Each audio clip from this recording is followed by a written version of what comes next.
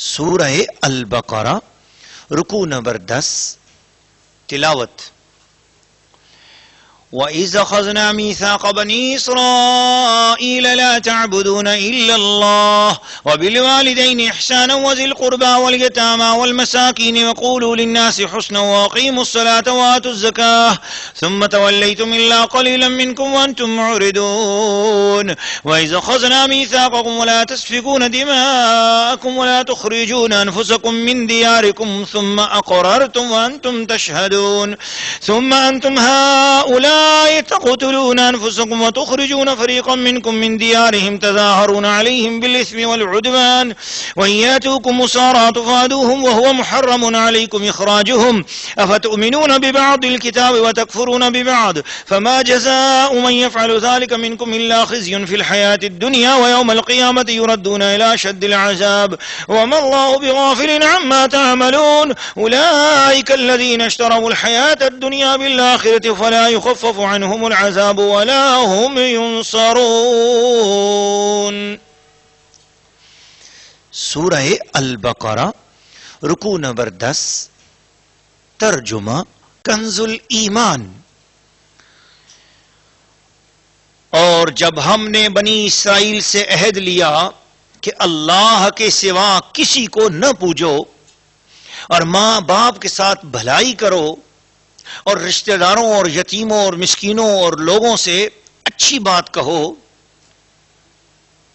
اور نماز قائم رکھو اور زکوٰۃ دو، پھر تم پھر گئے مگر تم میں کے تھوڑے اور تم روگردان ہو. اور جب ہم نے تم سے عہد لیا کہ اپنوں کا خون نہ کرنا اور اپنوں کو اپنی بستیوں سے نہ نکالنا، پھر تم نے اس کا اقرار کیا اور تم گواہ ہو، پھر جو تم ہو اپنوں کو قتل کرنے لگے اور اپنے میں سے ایک گروہ کو ان کے وطن سے نکالتے ہو، ان پر مدد دیتے ہو ان کے مخالف کو گناہ اور زیادتی میں، اور اگر وہ قیدی ہو کر تمہارے پاس ہیں تو بدلہ دے کر چھڑا لیتے ہو اور ان کا نکالنا تم پر حرام ہے. تو کیا خدا کے کچھ حکموں پر ایمان لاتے ہو اور کچھ سے انکار کرتے ہو؟ تو جو تم میں ایسا کرے اس کا بدلہ کیا ہے مگر یہ کہ دنیا میں رسوا ہو اور قیامت میں سخت تر عذاب کی طرف پھرے جائیں گے. اور اللہ تمہارے کوتکوں سے بے خبر نہیں. یہ ہیں وہ لوگ جنہوں نے آخرت کے بدلے دنیا کی زندگی مول لی، تو نہ ان پر سے عذاب ہلکا ہو اور نہ ان کی مدد کی جائے. سورہ البقرہ رکوع نمبر 10 خلاصہ منقول تفسیرات قرآن. ناظرین و ناظرات اور سامعین و سامعات، سورہ البقرہ کے رکوع نمبر 10 میں اللہ کریم نے یہ فرمایا کہ تورات کے احکام اکثر ایسے احکام ہیں جو قرآن مجید سے ملتے جلتے ہیں، اور قرآن مجید کے ایسے احکام ہیں جو تورات سے ملتے جلتے ہیں اس بنا پر تورات شریف کی تصدیق کہ وہ اللہ کا کلام ہے قرآن کر رہا ہے. قرآن مصدق ہے، تمام آسمانی کتابوں کی تصدیق کرتا ہے. یہ الگ بات ہے کہ ان قوموں نے اپنی ان کتابوں کی حفاظت نہیں کی اور آج وہ کتابیں اپنی اصل صورت میں محفوظ نہیں ہیں، کیونکہ ان کی کتابوں کی حفاظت کا ذمہ ان قوموں کے ذمہ تھا. لیکن آج یہ قرآن مجید ہے، الحمدللہ اس کی حفاظت کا ذمہ اللہ نے خود اپنے ذمہ لیا. ارشاد فرمایا انا نحن نزلنا الذکر، اس قرآن کو ہم ہی نازل کرنے والے ہیں، وَإِنَّا لَهُ لَحَافِظُونَ، اور ہم ہی اس کی حفاظت کرنے والے ہیں. اس لیے الحمدللہ قرآن آج ہمارے درمیان بالکل اسی طرح موجود ہے جس طرح رسول پاک صلی اللہ علیہ وسلم نے ہمیں عطا کیا. تو اس کی اس پہلی آیت میں سورہ البقرہ کے رکوع نمبر 10 کی جو پہلی آیت کریمہ ہے اس کی تفسیر و تشریح بالکل وہی باتیں جو تورات میں کی گئیں. بتایا کہ ہم نے بنی اسرائیل سے عہد لیا تھا کہ لا تعبدون الا اللہ، اللہ کے ساتھ کسی اور کو پوجنا نہیں، کسی اور کی بندگی نہیں کرنی،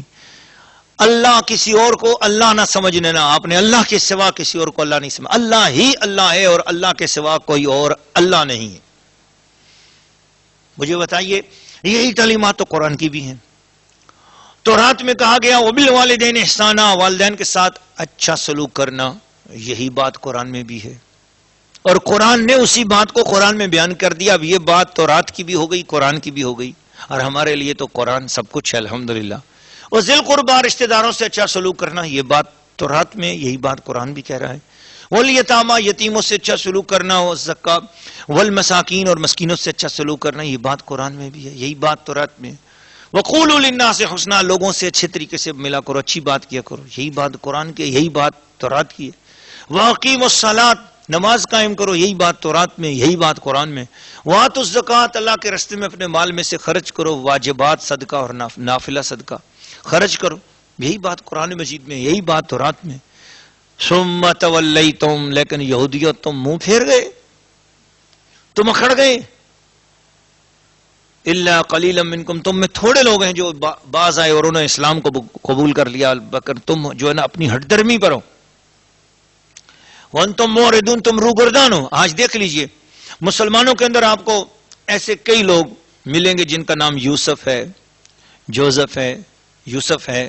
یعقوب ہے، ایوب ہے، یونس ہے،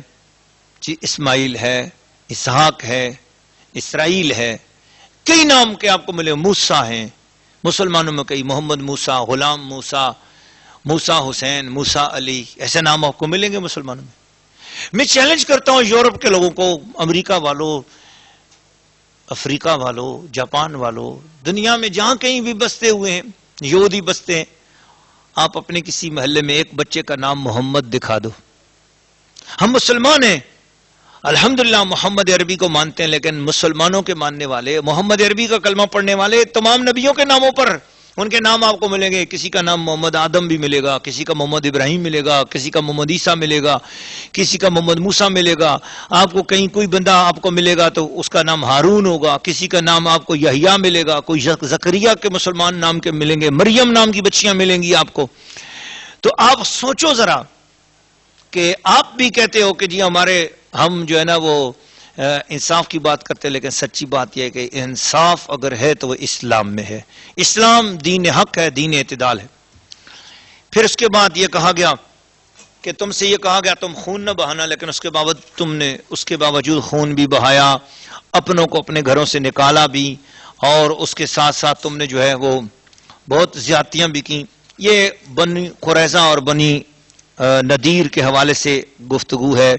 اوس و خزرج کے حلیفوں کے حوالے سے گفتگو ہے۔